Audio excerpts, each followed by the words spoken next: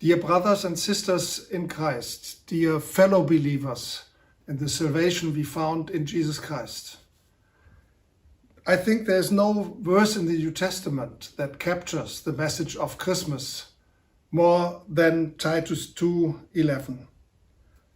For the grace of God that brings salvation has appeared to all men, and it teaches us to say no to ungodliness and worldly passions, and to live self-controlled, upright, and godly lives in this present age.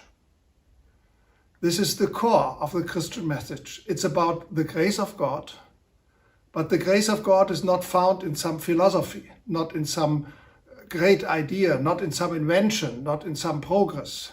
It's found in person, in Jesus Christ himself, God who became man, who was born as a baby in this world like everybody else. This is the grace of God in person. But I would like to stress that this is not only the salvation to everyone, but Paul goes on to tell us that it teaches us to say no to ungodliness, to worldly passions, and to live self-controlled, righteous, and godly. That is a very, let me say, strange thing. How can you change people's life by grace? It's a message Paul has stressed again and again. Think of Romans 12:1. I admonish you by the mercy of God. We smile a bit.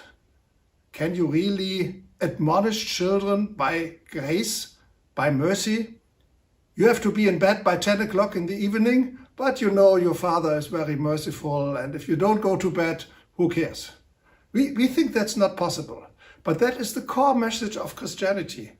That is the core message that has been stressed by church fathers again and again, best known by St. Augustine. This is the message of the Reformation that put the church upside down, that we are not admonished, that we are not taught to live ungodly and worldly by judgment, by crying at people, by putting pressure on people, by using human means, how we try to change each other. But that the only way to change our life to be holy is by the grace of God. And this is the core message we still stand for. The grace of God is not a cheap grace, as Dietrich Bonhoeffer has called it. It is not an excuse for criminals who afterwards get released by the grace of God. It is the grace of God, the mercy of God, that alone is able to change the deepest of our heart, to love ourselves, to love others, and above all, to love God himself.